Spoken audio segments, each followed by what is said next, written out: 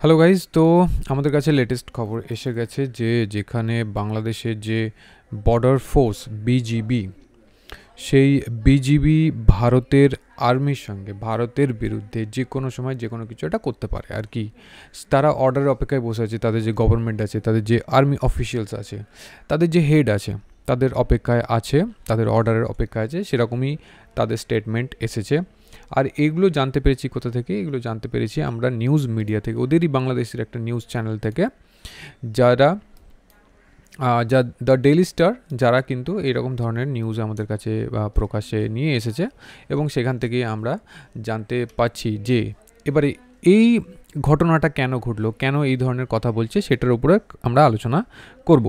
তো চলুন তাহলে ভিডিওটি পুরো আমরা দেখি, তাহলে বুঝতে পারবো যে কিভাবে কি ঘটনা ঘটছে বাংলাদেশের সঙ্গে, বাংলাদেশের আর্মির সঙ্গে ভারতের কি প্রবলেম হচ্ছে বা তাদের কি প্রবলেম হচ্ছে, সেগুলো নিয়ে আমরা আলোচনা করব। Let's start.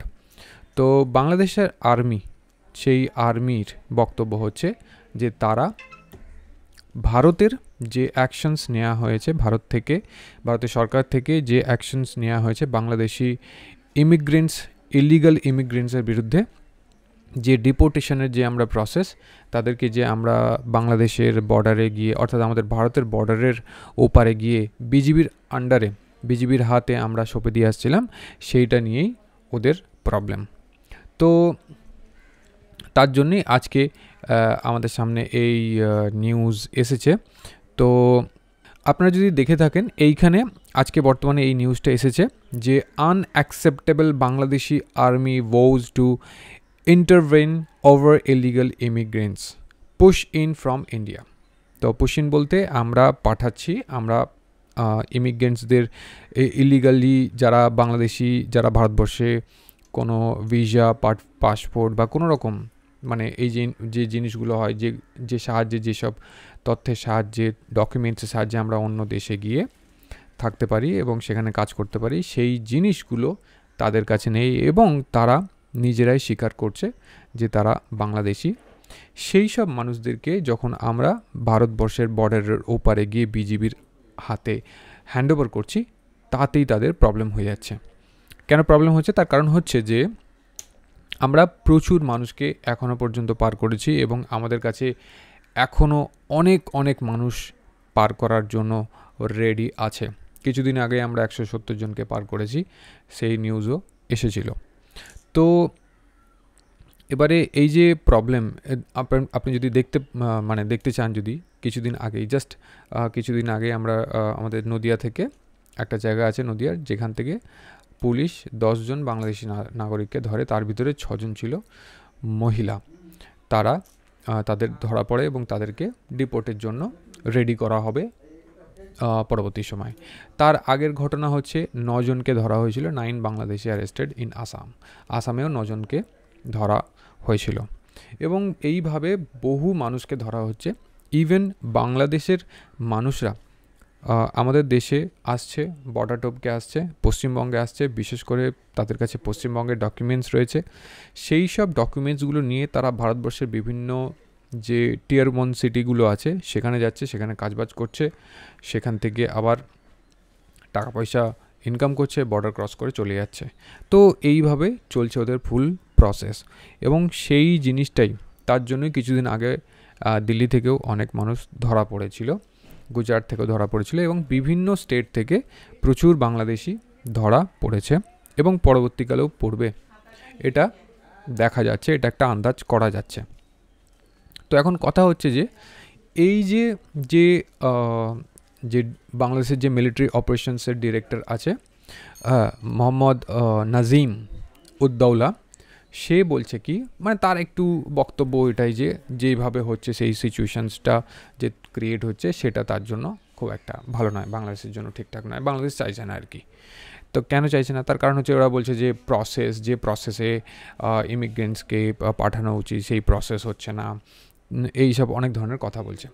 কিন্তু আমাদের বক্তব্য কি, ভারতবর্ষ, আপনি যদি ভিডিও দেখেন, প্রচুর ভিডিও অ্যাভেলেবেল রয়েছে, ইভেন নিউজেও আপনি দেখতে পাবেন যে যেসব বাংলাদেশিগুলো ধরা পড়ছে তারা কিন্তু নিজেরাই বলছে যে হ্যাঁ আমি বাংলাদেশ থেকে এসেছি, আমি এখানে কাজের জন্য এসেছি, আমি এত টাকা দিয়েছি, তার জন্য তাকে তার যে ডকুমেন্টসগুলো আছে জাল ডকুমেন্টস সেগুলো তৈরি হয়ে গেছে এবং সেগুলো দিয়েই তারা পার হয়ে আসছে।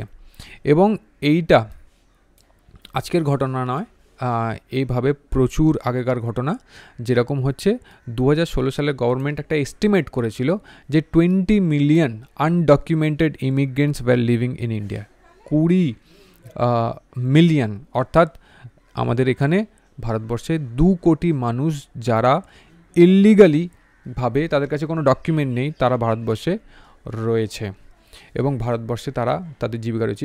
ইভেন যদি আপনি নিউজ দেখেন তাহলে দেখবেন যে 4 বছর 10 বছর পুরনো মানুষও ধরা পড়ছে, যারা বাংলাদেশি, যাদের কাছে ডকুমেন্টস নেই বা কোনোভাবে তারা এই ভারতবর্ষে এসে তারা বিভিন্ন ধরনের চ্যানেলের মাধ্যমে আমাদের ভারতবর্ষেরই কিছু, মানে কি বলবো, এই ধরনের মানুষ যারা টাকার জন্য টাকা পয়সা নিয়ে বিভিন্ন ধরনের কাজ করেছে, তারা ডকুমেন্টস বানিয়ে দিয়েছে। তাহলে যদি 20 মিলিয়ন যদি মানুষ বাংলাদেশের এখানে ইন্ডিয়াতে থেকে থাকে 2016 সালে, তাহলে আজকের তাদের সংখ্যা কোথায় গিয়ে দাঁড়িয়েছে, তো সেটা আমরা আন্দাজ করতে পারি। তো এই যে এই ঘটনাতে কি বলছে যে BGB handle the issue effectively, however the army is prepared two step in. এই কথাটা ভালো করে নোটিস করবেন যে step in if needed or আপন গভর্নমেন্ট ইনস্ট্রাকশন, মানে যদি তাদের গভর্নমেন্ট যদি তাদেরকে ইনস্ট্রাকশন দেয়, তাদের আর্মি স্টেপ ইন করবে, তারা ডিরেক্টলি ভারতবর্ষের সঙ্গে বা ভারতবর্ষের আর্মির সঙ্গে কথা বলবে বা এই যে ঘটনাটা, এই ঘটনাগুলোর জন্য আলোচনা করবে। মেবি এরকম কিছু একটা সিচুয়েশনস হতে পারে। এটাও আমরা জানতে পারছি ঢাকা ট্রিবিউট বলে একটা নিউজ আউটলেট আছে, তাদের থেকে আমরা জানতে পারছি। তো এই যে ইমিগ্রেন্টস যে মাইগ্রেট করা হচ্ছে যাদেরকে, বাংলাদেশিদেরকে যারা ইলিগালভাবে ভারতবর্ষে রয়েছে, এটার শুরু কিভাবে হলো? এটা শুরু করলো হচ্ছে আমাদের যে হোম অ্যাফেয়ার্সের আমাদের যে হোম মিনিস্টার আছে আমাদের অমিত শাহ, তো সেই তার দপ্তর থেকে একটা স্পেশাল টাস্ক ফোর্স যে আছে তাকে একটা গঠন করার, মানে স্টেটগুলোকে, যেরকম হচ্ছে আমাদের আসাম, ত্রিপুরা, পশ্চিমবঙ্গ, তো এদেরকে একটা টাস্ক ফোর্স গঠন করার কথা বলা হয়, যাতে সেই টাস্ক ফোর্স ইললিগাল মাইগ্রেন্টসদের যারা বাংলাদেশ থেকে এসেছে তাদেরকে আইডেন্টিফাই করতে পারে এবং তাদেরকে কি করবে না 30 ডেজের ভিতরে তারা যে ভেরিফিকেশন প্রসেস হবে সেই ভেরিফিকেশন প্রসেস 30 ডেজের ভিতরে কমপ্লিট করতে হবে এবং তার সাথে সাথে তাদেরকে কী করতে হবে, তাদেরকে হ্যান্ডওভার করতে হবে বর্ডার সিকিউরিটি ফোর্সের, আমাদের যে বর্ডার সিকিউরিটি ফোর্স আছে বিএসএফ, সেই বিএসএফ গিয়ে ওপারে গিয়ে ছেড়ে আসবে। এবং এটা আসাম রাইফেলস অথবা ইন্ডিয়ার যে কোস্ট গার্ড আছে তাদের হাতে, বিএসএফ, আসাম রাইফেল এবং ইন্ডিয়ার কোস্ট গার্ড যে আছে তাদের হাতে তুলে দিলে তারা এই কাজটা করে দেবে। এরকম ধরনের নিউজই তাদের কাছে ইনস্ট্রাকশনস আসে এবং তারপরেই কিন্তু এই ধরনের ঘটনাগুলো ঘটতে থাকে, তাদেরকে পাঠানো হয়, তাদের কাছে প্রচুর মানুষ এরম করে নিয়ে যাওয়া হচ্ছে এবং তারা একে একে বর্ডারের ওপারে পাঠিয়ে দিচ্ছে।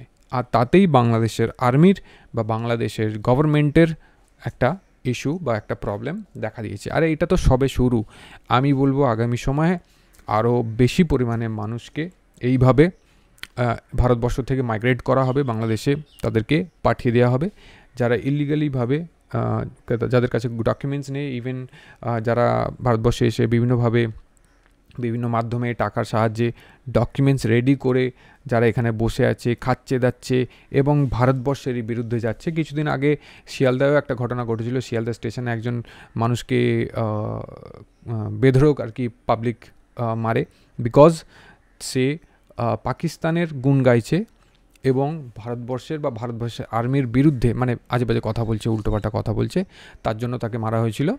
তো যাই হোক, তখন তাকে ধরা হয় এবং তাকে পুলিশের এতে করে দেয়, হাতে দেওয়া হয় এবং জানা যায় যে সে একজন বাংলাদেশের নাগরিক। যাই হোক, তো এই ধরনের নিউজ আমরা আরও শুনতে পাবো, যেখানে আমরা দেখব যে হাজার হাজার বাংলাদেশের মানুষদেরকে বাংলাদেশে ডিপোর্ট করা হচ্ছে।